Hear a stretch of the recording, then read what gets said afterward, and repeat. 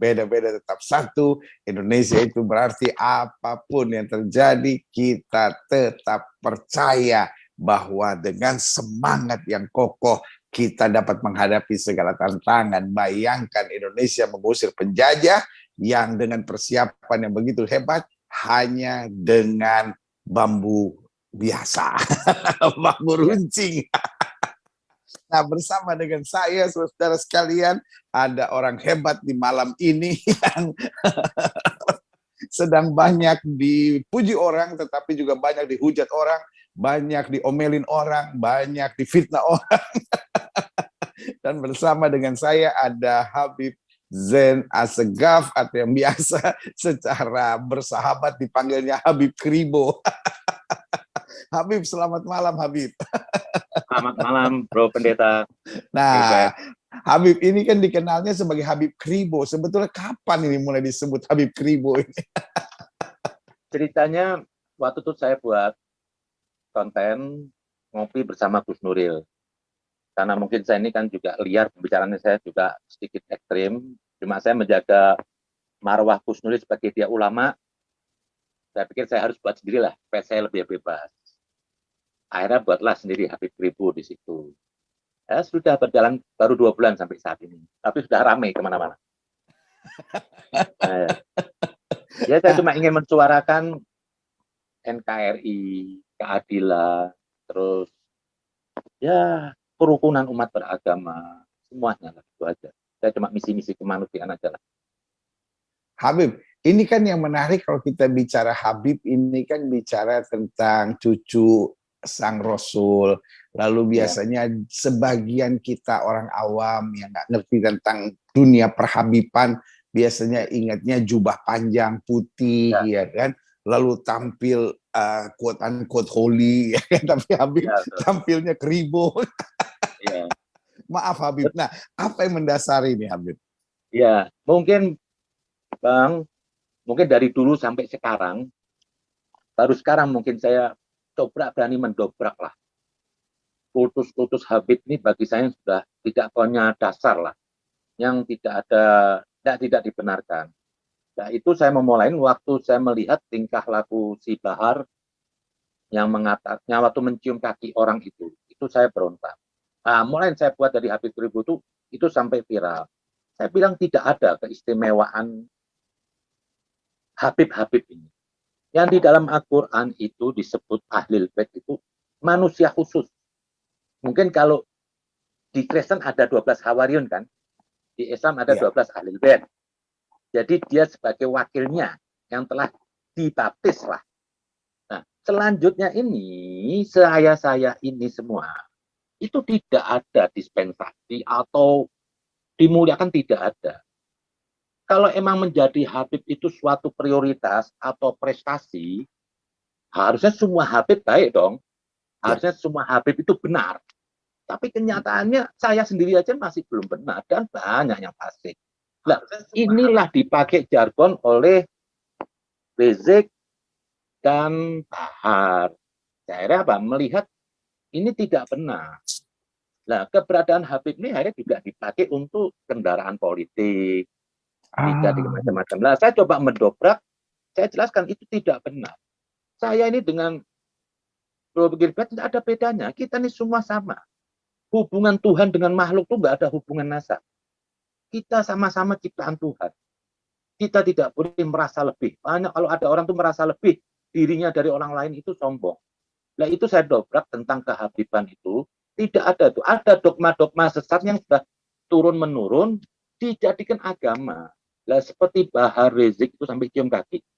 Bagi yang cium kaki itu dia merasa ketakutan. Kalau enggak nanti katanya tidak dapat syafaat nanti kualat. Ini sudah salah. Sementara nabinya sendiri, kehidupan nabi itu tidak lebih dari orang termiskin di Mekah. Sangat sederhana.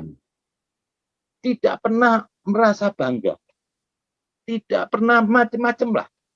Nah, ini kok baru cucunya aja, kok sudah, apalagi seperti Bahar dulu. Tingkah lakunya aja sudah nggak mencermin Nabi. Kok merasa hebat. Nah, di situ keluar tingkah lakunya dia tuh yang lain kurang aja, mengkritik Pak Dudung, kasar, mengatakan Pak Jokowi. Ah, di situ saya berontak. Itu harus saya luruskan, tapi ada risiko. Saya ini Habib loh, bisa aja tuh saya manfaatkan untuk kepentingan saya. Tapi saya harus bicara jujur lah. Bagi saya itu orang hidup kalau nggak jujur, ya dia munafik. Ya jujur itu Hmm, apa? Harus berani mengatakan yang sebenarnya, ya, sekalipun didengar orang pahit, itu aja. ya. Nah, sebetulnya siapa lembaga atau ketentuan yang berhak mengangkat seseorang menjadi Habib? Sebetulnya Habib. Habib itu hubungan darah, nggak bisa diangkat. Oh, Jadi hubungan darah. Apapun seorang orang itu, nah, cuma Habib ini dulu dipakai untuk orang-orang yang mewakili keagamaan. Dipakai gelar ah, Habib. Tapi saat-saat ini, ya sampai saya pakai nama Habib itu, Kribo itu sudah saya bahasa satir lah. Saya pakai simbol Habib Kribo. Saya cuma ingin apa? Jangan terlalu didewa-dewakan nih Habib. Dikutus Habib itu bukan manusia suci. Habib itu bukan nabi. Lah, ini saya coba mau melawan.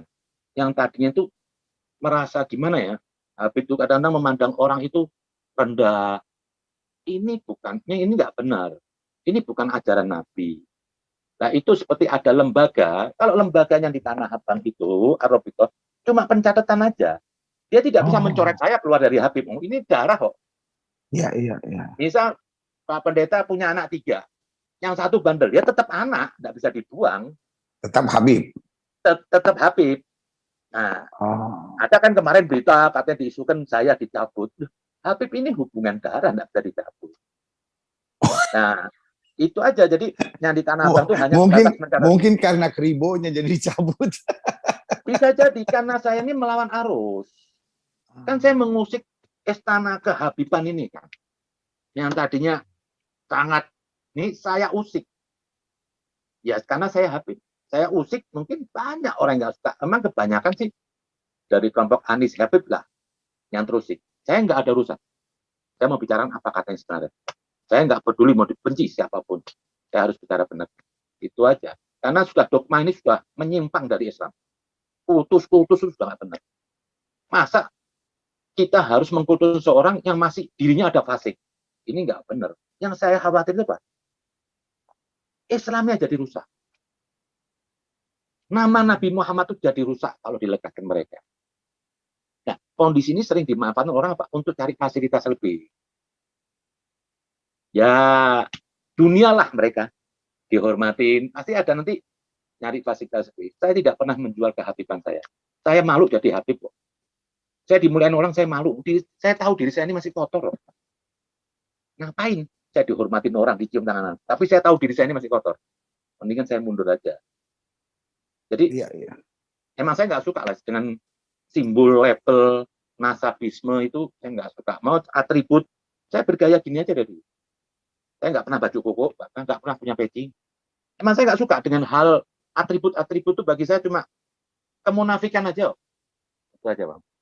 Ya, kalau di dalam Alkitab akan dikatakan Tuhan melihat hati dan bukan sekedar melihat perbuatan, begitu ya Habib ya. Betul sekali. Tuhan nggak lihat kata-kata. Wow. Nah, Habib, ini yang Tuhan tahu menarik. langsung. Ini yang menarik, Habib. Kan ada banyak orang sedang bertanya, sebetulnya apa yang sedang dicari oleh Habib Kribo? Ah, ini kan. Ya, Kan orang sekarang ini banyak berpraduga, banyak berprasangka, banyak suuzon gitu kan.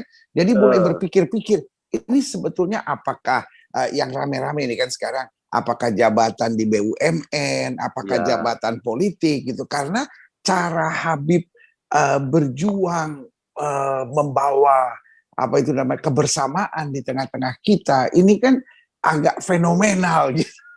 betul. Ini pertanyaan bagus. Saya juga bisa menjelaskan isu-isu negatif yang di luar. Ini Pak Pendeta, saya itu menolak gerakan radikal FPI itu sejak berdiri FPI. Saya seorang diri, Habib. Saya nggak punya teman, saya nggak punya ormas. Oh, Saya berarti lantang. udah dari tahun cukup lama Tahun, dong itu. tahun 98-an. Dari Oh, saya masih muda, saya sendiri. Sampai saya dituduh, saya ekstrim, saya macam-macam oleh komunitas Habib. Karena dulu masih euforia dengan keberadaan Rizik. Iya. Nah, itu mereka masih euforia menang. Saya cuma tolak ukur saya begini loh. Leluhur saya itu sebelum Rizik itu enggak ada yang seperti ini. Dakwahnya itu amar ma'ruf nahi munkar itu enggak ada seperti ini. Gebukin orang, gebukin warung enggak ada.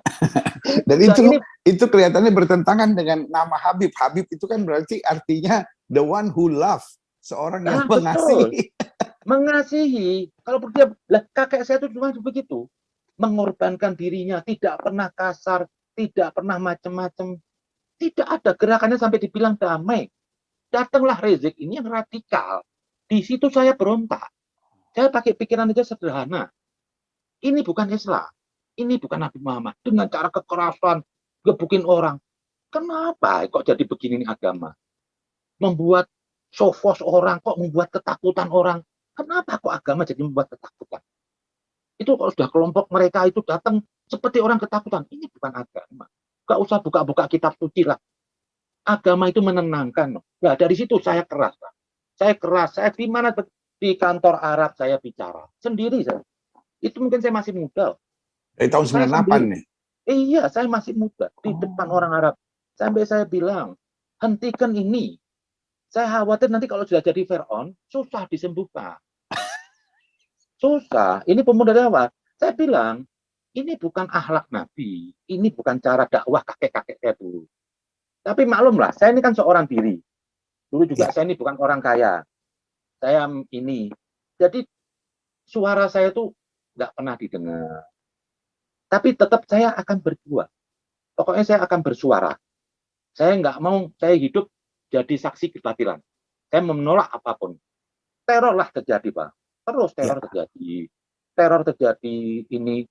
Puncak-puncaknya itu waktu saya membela Ahok. Saya membela Ahok itu puncak-puncaknya di situ. Saya bilang Ahok itu Nasrani. Dia tidak kafir. Dia ada dalam Al-Quran. Diyakini sebagai keimanan. Dibenarkan kitab Taurat. Di situ saya terus berontak. Saya nggak terima Ahok dibilang kafir. Saya sendirian dukung. Lah itu teror macam-macam. Ditempel stiker lah di rumah saya. Sampai ibu saya tahu. Tapi saya nggak mundur. Mau diancam apapun saya nggak mundur. Saya justru paling seneng kalau saya itu benar ada yang teror. Berarti saya benar. Iya. Saya mau ikut Yesus juga. Maju nggak pernah takut. Nabi Muhammad juga begitu. Bagi saya kalau cuma agama itu ritual, ya jangan ngaku jadi pengikut para rasul lah. Yesus sendiri kan berani melawan tanpa senjata untuk menegakkan kebenaran. Itu saya nikmatin. Nabi Muhammad juga begitu. Saya jalanin. Saya jelaskan, Ahok itu baik. Apa salah Ahok? Anies itu teman saya dekat, Pak. Tapi saya harus adil.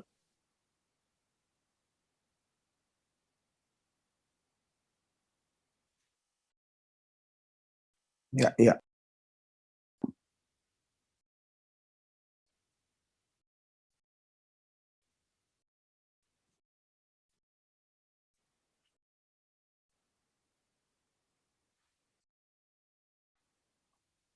Lalu Habib.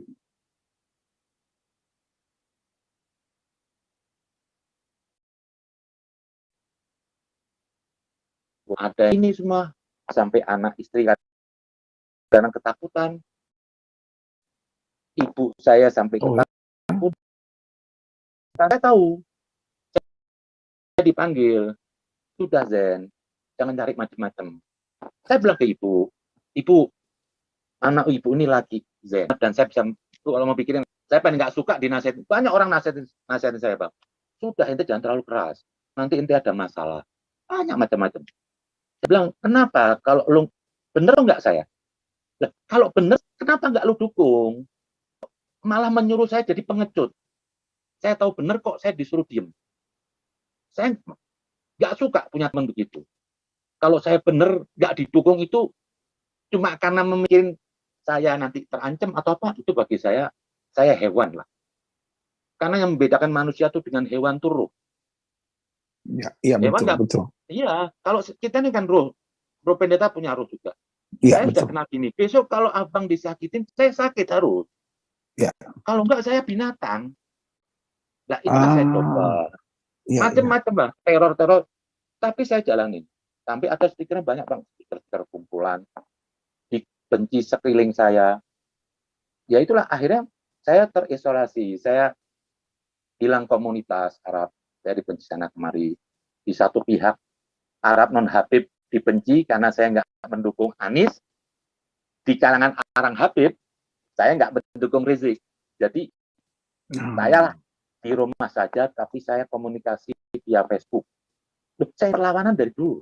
Bisa dicek Facebook saya itu dari tahun 2019, saya sudah menolak FPI. Nah, di sini orang menganggap saya ini katanya bayaran pemerintah. Saya digerakkan. Ini gerakan saya bukan baru. Kalau orang Arab semua tahu. Saya melawan Rizik.